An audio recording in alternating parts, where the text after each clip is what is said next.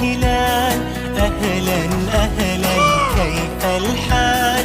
قد غبت وإليك اشتقنا، وانتهى بعدك صار وصال. نعطي صبرا نأخذ أجرا، والله يرانا ويسمعنا.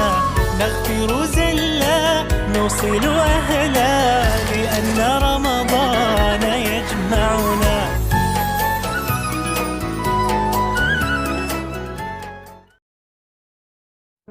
Assalamualaikum warahmatullahi wabarakatuh. Apa kabar anak-anak bunda yang soleh-soleha? Semoga tetap sehat selalu ya. Gimana puasanya pagi hari ini? Semoga tetap semangat ya.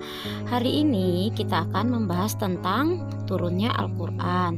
Silakan disimak penjelasannya ya. Yang pertama yang kita bahas adalah sejarah turunnya Al-Quran. Sejarah turunnya Al-Quran atau nuzul Quran terjadi pada saat Rasulullah pertama kali menerima wahyu Al-Quran dari Gua Hira pada tahun 610 Masehi. Surah yang dibacakan kepada Rasulullah Shallallahu Alaihi Wasallam adalah surah Al-Alaq ayat 1 sampai dengan 5.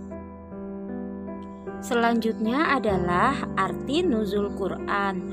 Nuzul Quran diartikan sebagai malam turunnya Al-Quran dari Lauhul Mahfuz ke Baitullah Izzah di langit dunia secara berangsur-angsur kepada Nabi Muhammad SAW melalui malaikat Jibril dalam jangka waktu sekitar 23 tahun. Tahap turunnya Al-Quran yaitu yang pertama adalah Al-Quran diturunkan ke Lauhul Mahfuz. Yang kedua adalah Al-Quran singgah dari Lauhul Mahfuz ke Baitul Izzah di langit dunia diturunkan sekaligus.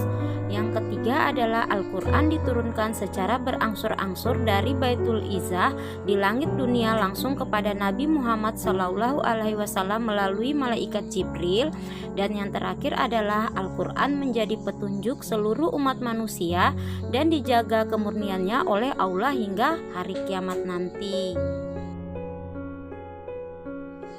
Dalam proses turunnya Al-Quran, Allah Subhanahu wa Ta'ala menurunkan wahyu pertama kali kepada Rasulullah ketika berada di Mekah, tepatnya pada Senin 17 Ramadan 6 Agustus 610 Masehi. Al-Quran diturunkan secara berjenjang kepada Rasulullah Shallallahu Alaihi Wasallam. Menurut pendapat Imam As-Suyuti dalam kitabnya Al-Itqan fi Ulun Al-Quran menyebutkan tahap Al-Quran diturunkan pada masa dakwah di Mekah dan Rasulullah berada di Madinah. Akan tetapi para ulama berbeda pendapat tentang berapa lama Al-Quran diturunkan kepada Rasulullah Shallallahu Alaihi Wasallam. Berikut ini adalah rangkuman pendapat ulama tentang turunnya Al-Quran. Yang pertama adalah 18 tahun dengan rincian 8 tahun di Mekah dan 10 tahun setelah hijrah. Pendapat ini lemah. Yang kedua adalah 20 tahun pendapat Ibnu Abbas, Ikrimah, Qatadah Asyabi, Al-Kalabi dan Ibjizi.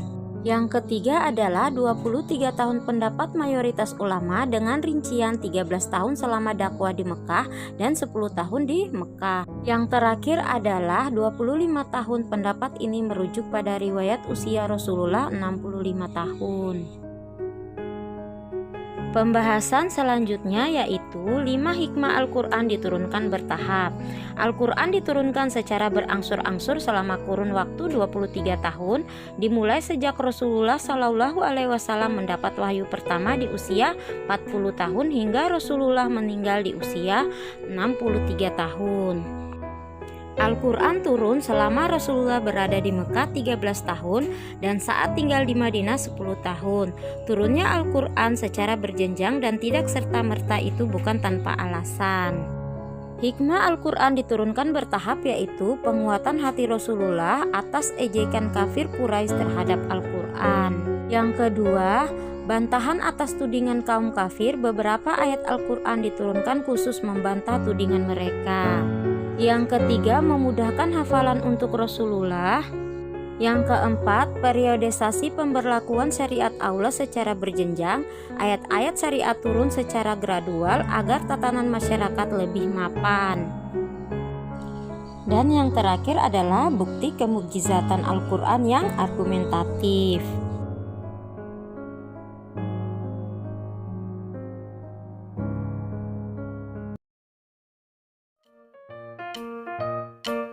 Mau kemana, Pau?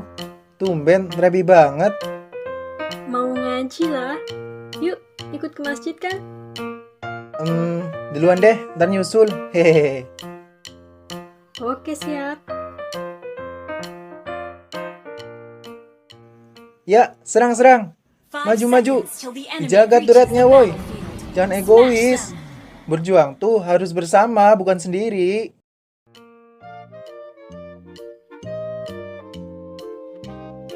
Kamu.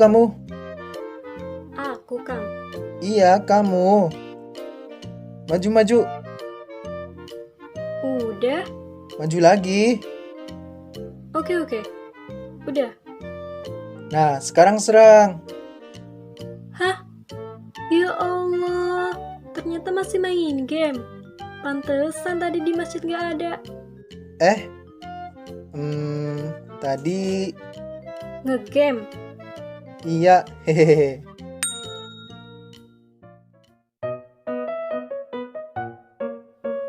Yuk, Kang. Ngaji di masjid. Seru loh, banyak teman-teman. Terus kan, kemarin Pak Ustadz cerita kalau Dah, ntar Kang Ilham nyusul. ntar kayak kemarin lagi. Enggak lah, slow aja. Atas. Tuh kan, masih main game. Ini tuh bulan Ramadan loh, Kang. Bulan dimana diturunkannya Al-Quran. Ini bulan mulia. Jadi, kita harus perbanyak amal soleh. Kita nggak tahu kan umur kita sampai kapan.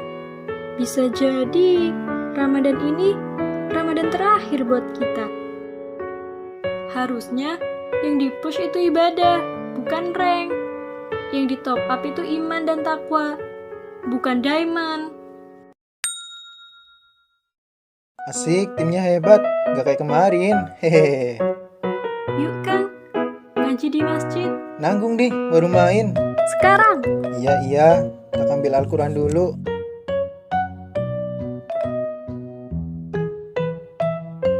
Mana ya Al-Qurannya? Nah, ketemu. Tapi kok berdebu? Ya, serang. Maju. Dijaga turretnya, woi. Jangan egois. Berjuang tuh harus bersama, bukan sendiri. Ini tuh bulan Ramadan loh, Kak. Bulan dimana diturunkannya Al-Quran. Ini bulan mulia. Jadi, kita harus perbanyak amal soleh. Kita nggak tahu kan umur kita sampai kapan. Bisa jadi Ramadan ini Ramadan terakhir buat kita. Ya Allah, ternyata selama ini aku disibukkan dengan kegiatan dunia sampai lupa akhirat. Baca Quran pun rasanya tak sempat karena hati telah terhambat. Hamba tahu ya Rob, hamba masih sering salah dan juga bermaksiat. Hamba tak ingin lagi jauh tersesat.